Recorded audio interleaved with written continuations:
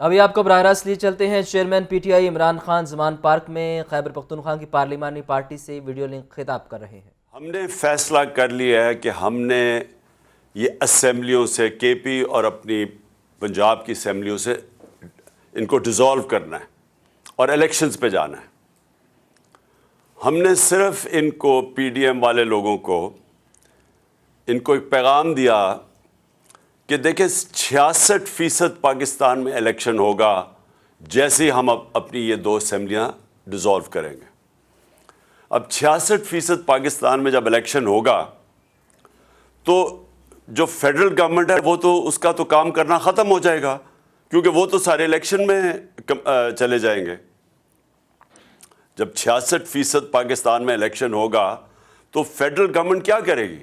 وہ سارے الیکشن میں چلے جائیں گے، اس کا مطلب ملک ہالٹ ہو جائے گا۔ اب میں نے ان کو یہ سمجھایا، کل کوشش کی اور میرے خیال میں غلط پیغام چلا گیا کہ دیکھیں میں ملک کے لیے آپ کو آفر کر رہا ہوں، الیکشن تو جب بھی ہوں گے وہ انشاءاللہ چاہے اکتوبر میں ہو چاہے اگلے اگست میں ہو، انشاءاللہ تحریک انصاف نے تو اب جیتنا ہے۔ وہ جیتنا اس لیے ہے کہ لوگوں نے جو ان کی کارکردگی دیکھی ہے پچھلے 7 مہینے میں، لوگ تو یعنی ان سے اتنا متنفر ہیں کہ یہ باہر ہی نہیں نکل سکتے۔ یہ جدھر پبلک کے اندر جاتے ہیں ان کو چور کے نعرے لگتے ہیں۔ ملک تو یہ کسی ایک شعبے کے اندر ملک میں کوئی فائدہ نہیں ہوا، یعنی کوئی امپروومنٹ نہیں ہوئی، بلکہ ملک تو نیچے جا رہا ہے۔ سارے جو ان کا جو اپنے 2 بڑے فائنانس منسٹرز جو یہ لے کے آئے تھے اور یہ تجربہ کار لوگ تھے، وہ اب آپس میں لڑ رہے ہیں۔ وہ جو مفتاح اسماعیل ہے، وہ جو پہلا فائنانس منسٹر ہے، وہ تو اب یہ کہہ رہا ہے کہ یہ ڈیفالٹ کی طرف لے کے جا رہا ہے اسحاق ڈار، اور اسحاق ڈار کہہ رہا ہے کہ اس نے کچھ کیا ہی نہیں ہے جب وہ فائنانس منسٹر تھا۔ دونوں ہی سچ بول رہے ہیں، دونوں ہی سچ یہ بول رہے ہیں کہ ملک جا تو ڈیفالٹ کی طرف رہا ہے، اور دونوں نے کچھ نہیں کیا سوائے سٹیٹمنٹس دینے کے اور ہمارے اوپر تنقید کرنے کے۔ ان کے پاس تو اب کوئی روڈ میپ ہی نہیں ہے اس ملک کو بچانے کے لیے۔ اور جو باہر کی بھی فائنینشیل مارکیٹس ہیں اور پاکستان کے اندر بھی جو بزنس کمیونٹی ہے، ان کو پوری طرح اعتماد ان کے اوپر اٹھ چکا ہے۔ وہ سمجھتے ہیں کہ اب ان کے پاس کوئی اب حل ہی نہیں ہے، کوئی روڈ میپ نہیں ہے، تو لہٰذا ملک کا جو معاشی حالات ہیں وہ بڑی تیزی سے نیچے جا رہے ہیں۔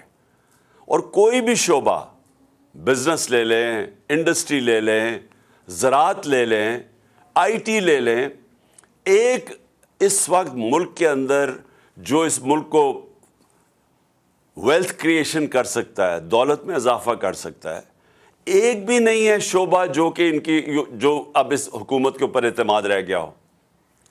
تو نہ اندر سے کوئی اس کے اوپر اعتماد نہیں رکھتا ہے، نہ باہر سے۔ 75% پاکستانی کہہ رہے ہیں الیکشنز کرواؤ، کیونکہ وہ بھی سمجھ گئے ہیں گورنمنٹ فیل ہو گئی ہے۔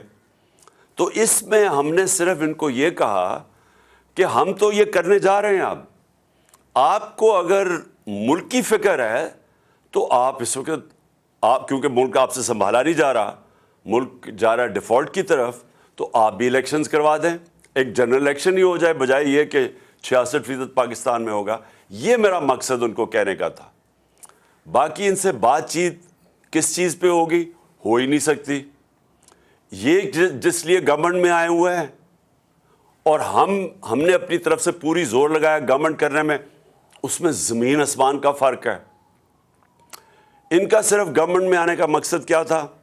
اپنے چوری معاف کروانے کے لیے۔ پہلے ہی اپنی چوری معاف کروا چکے تھے جنرل مشرف سے این آر او لے کے، اب یہ دوسرا این آر او انہوں نے لیا ہے، وہ بھی بدولت جو ان کے ہینڈلرز تھے انہوں نے ان کی وہ سہولت کار بنے ان کو دوسرا این آر او لینے کے لیے۔ اور جنرل مشرف کو جو سب سے بڑی تنقید ہوئی تھی وہ اس کے این آر او دینے پہ تھی۔ باقی تو جنرل مشرف نے ان دونوں پارٹی سے ملک کو بہتر چلایا تھا، لیکن اس کو جو لوگ برا بھلا کہتے ہیں لوگ ابھی بھی نہیں بھول سکتے کہ چوری ہوئی ملک کی، دیکھیں چوری ہوتی ہے کسی مثلا میرے گھر چوری ہو گئی، لیکن کرپشن ملک کا پیسہ چوری ہوتا ہے. تو جنرل مشرف کے پاس تو اختیار ہی نہیں تھا کہ جو ملک کا پیسہ چوری ہو وہ معاف کر دے. اور اب پھر 1100 ارب روپے کا انہوں نے یہ آئے ہیں، اور ان کا صرف ایک مقصد تھا کہ 1100 ارب روپے کے ان کے کیسز معاف ہوں. تو سب کے کیسز معاف ہوتے جا رہے ہیں. یہ دار بھی بچ گیا ہے. دار کا میں یاد کروا دوں کہ اس سے پوچھا تھا کہ $5 ملین آپ نے اپنے بچوں کو بھیجے ہیں، آپ نے کدھر سے بھیجے ہیں؟ آپ کی انکم میں تو یہ شو نہیں ہو رہا. اس نے کہا جی مجھے وہ ابو دھابی سے، میں کسی ابو دھابی کے شیخ کے لیے کام کرتا تھا تو اس نے مجھے پیسہ دیا ہے. انہوں نے اگلا سوال پوچھا کہ اگر اس نے پیسہ دیے تو آپ کے پاس کوئی تو ثبوت ہوگا. کسی نے $5 ملین آپ کو ایسے کیش میں تو نہیں پکڑا دیا، کوئی تو ہوگا، کوئی چیک وغیرہ. جب اسے یہ سوال پوچھا گیا، وہ اس کے جہاز میں بیٹھ کے جو پرائم منسٹر تھا تب خاقان عباسی، اور وہ ملک سے فرار ہو گیا. اب آ کے انہوں نے قانون اتنا بدل دیا کہ وہ بھی پاک ہو گیا. اور اب وہ مریم بھی بچ گئی ہے. نواز شریف کی تیاری ہو رہی ہے اس کو بھی بچانے کے لیے. آصف زرداری کے کیسز وہ ختم ہو رہے ہیں. 1100 ارب روپے کا ملک کو ڈاکہ پڑ رہا ہے. اور یہی انہوں نے ابھی تک، اگر ان کا کوئی کارنامہ ہے تو وہ ہے کہ اپنے کیسز معاف کروا لیے ہیں. اور اس کا جو دوسرا ان کی کوشش ہے کہ کسی نہ کسی طرح عمران خان کو ڈسکوالیفائی کریں، کسی نہ کسی طرح پی ٹی آئی کے لوگوں کے اوپر کیسز کریں تاکہ ہم ناک آؤٹ کر دیں، یعنی ٹیکنیکل ناک آؤٹ کر کے تو ہم کسی طرح الیکشن جیت جائیں، اور یہ نہیں جیت سکیں گے. تو ملک کا اس وقت ضرورت یہ ہے کہ سیاسی استحکام آئے. اس کی وجہ سے